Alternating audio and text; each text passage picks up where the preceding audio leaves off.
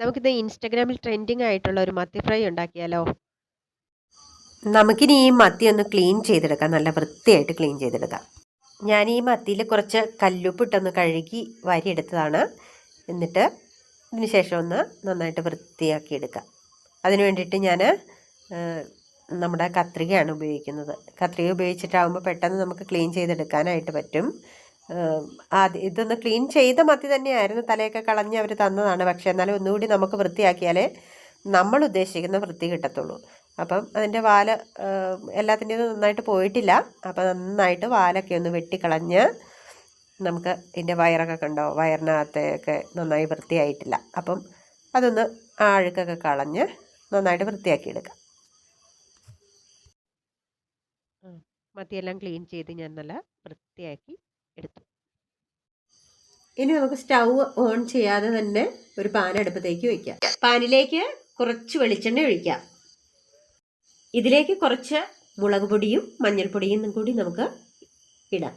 നന്നായിട്ട് നമുക്ക് ഇളക്കി യോജിപ്പിക്കാം.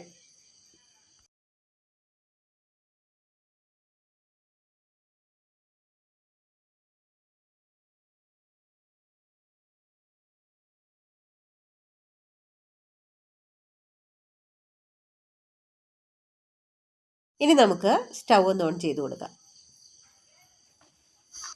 ലോ ഫ്ലെയിമിൽ ഇട്ടുകൊണ്ട് വേണം നമുക്കത് ഒന്ന് ഇളക്കി കൊടുത്തുകൊണ്ടിരിക്കാൻ. അല്ലെങ്കിൽ ഹൈ ഫ്ലെയിം ആയിക്കഴിഞ്ഞ് കഴിഞ്ഞാൽ കരിഞ്ഞു പോകും. അതുകൊണ്ടാണ്.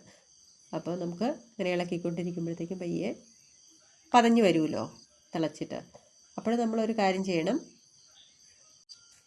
ചതച്ച് വെച്ചിരിക്കുന്ന ഇഞ്ചി, വെളുത്തുള്ളി, ചുവന്നുള്ളി എല്ലാം കൂടി നമുക്ക് ഇട്ട് കൊടുക്കാം.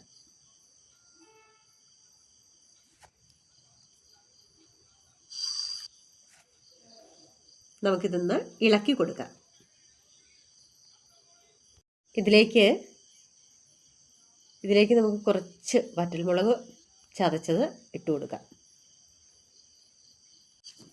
ലോ ഫ്ലെയിമിൽ തന്നെ നമുക്കിതൊന്ന് 2 മിനിറ്റ് ഇളക്കി കൊടുക്കാം. കുറച്ച് കറിവേപ്പില ഇട്ട് കൊടുക്കാം നമുക്ക് ആ കൂടെ.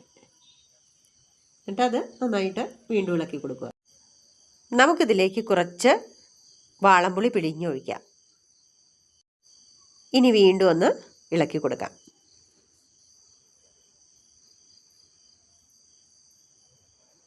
ഇതിലേക്ക് കുറച്ച് ഉപ്പ് ആവശ്യത്തിനുള്ളത് ഇട്ട് കൊടുക്കാം. വീണ്ടും നമുക്ക് നന്നായിട്ടൊന്ന് ഇളക്കി കൊടുക്കാവേ. ഇനി ഇതിലേക്ക് നമ്മൾ വൃത്തിയാക്കി വെച്ചിരിക്കുന്ന മത്തി എടുത്ത് ഇട്ട് കൊടുക്കാം.